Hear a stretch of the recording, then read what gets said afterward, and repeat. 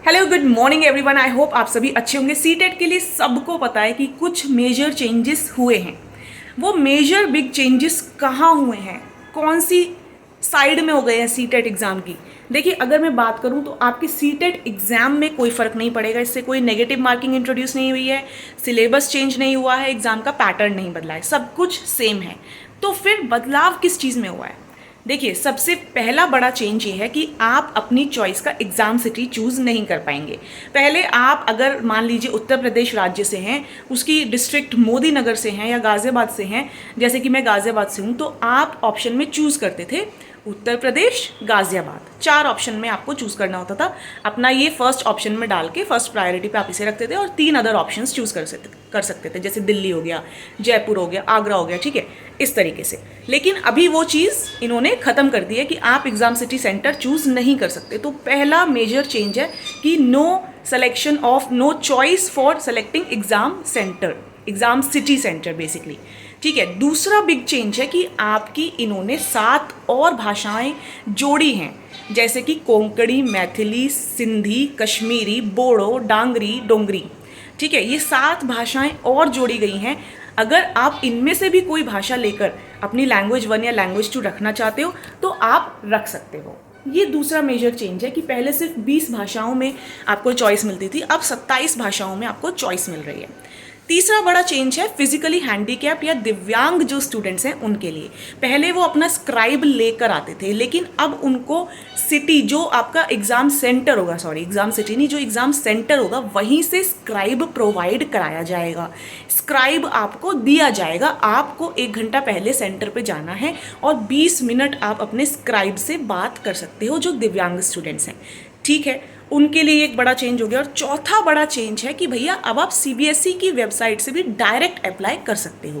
पहले सिर्फ सीटेट की ऑफिशियल वेबसाइट से आप अप्लाई कर सकते थे, ठीक है, लेकिन अब आप डायरेक्टली अप्लाई कर सकते हो सीबीएसई की ऑफिशियल वेबसाइट से भी। ये हैं 4 बड़े चेंजेस। तो कंफ्यूज होने की ज़रूरत बिल्कुल भी नहीं है। एग्ज़ाम का पैटर्न सेम है, नेगेटिव मार्किंग नहीं है, 150 नंबर का पेपर है, 2.5 घंटे मिलेंगे। CDP, maths, Hindi, English, EVS, यही सब कुछ है। पेपर 2 में आपका मैथ साइंस हो जाता है और एसएसटी हो जाता है, ठीक है। तो परेशान बिल्कुल नहीं होना है, ठीक है, क्योंकि परेशान होकर तो कुछ होगा नहीं, ठीक है। अगर आपने तैयारी अभी से शुरू करनी है, या अगर ऐसा भी हो सकता है कि कुछ स्टूडेंट्स जो है सोच रहे होंगे कि मई तो अब हमारा निकल ही गया है, अब हम जून से जो है प्रिपरेशन शुरू करेंगे, क्योंकि जून, जुलाई एंड अगस्त, ठीक है, आपके पास 3 महीने हैं अगर बेसिकली देखा जाए तो। प्रिपरेशन स्टार्ट करने के लिए सबसे बेस्ट बुक अगर मैं आपको बताऊं, क्योंकि सबसे पहले आपको बुक ही लेनी पड़ेगी, आपके लिए है अरिहंत की सीटेट एंड टेट वाली बुक। ये पेपर 2 की बुक है और इसी में से पढ़ के मेरे 111 नंबर पेपर 1 में और 92 मार्क्स आए थे मेरे पेपर 2 में, ठीक है। मैंने दोनों ही जो है पेपर क्वालिफाई कर लिए थे फर्स्ट अटेम्प्ट में, सेल्फ स्टडी से।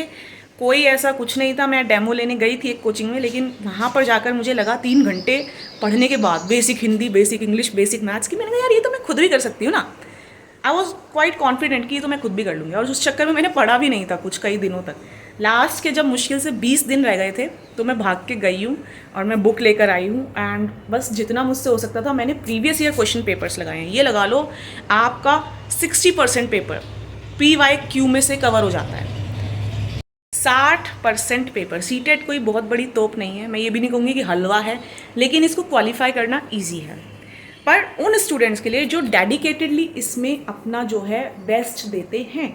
अब आप चाहे पेड कोर्स लो, चाहे आप सेल्फ स्टडी करो, क्वालिफाई ऐसा भी हो सकता है कि सेल्फ स्टडी वाले का हो जाए, पेड कोर्स या कोचिंग वाले का ना हो, और ऐसा मैंने देखा है। क्योंकि जब बच्चा डेडिकेटेड होगा, पैशनेट होगा कि भाई मेरे को तो करना है, वो पैडागॉजी में अपनी पकड़ बना लेगा, उसकी अप्रोच सही होगी। कुछ बच्चे एनसीईआरटी में 5-5, 6-6 घंटे सिर मारते रहेंगे, लेकिन प्रीवियस ईयर क्वेश्चन नहीं करेंगे, मॉक लगाएंगे, 6 घंटे पढ़ेंगे, मॉक टेस्ट लगा रही हूँ, मेरा कैसे नहीं होगा।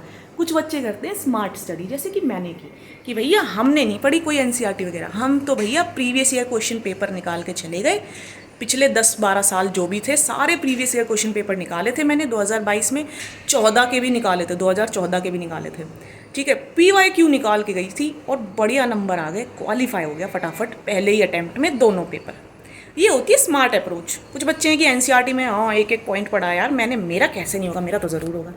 ऐसा नहीं होता है, ऐसा ज़रूरी नहीं है कि अगर आप 6 घंटे पढ़ रहे हो और कोई बालक 1 घंटा पढ़ रहा है तो वो भी ले जाएगा number.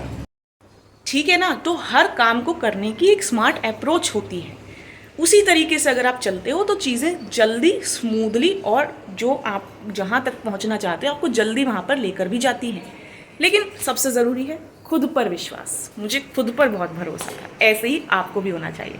Okay, stay happy and blessed. Bye bye, take care.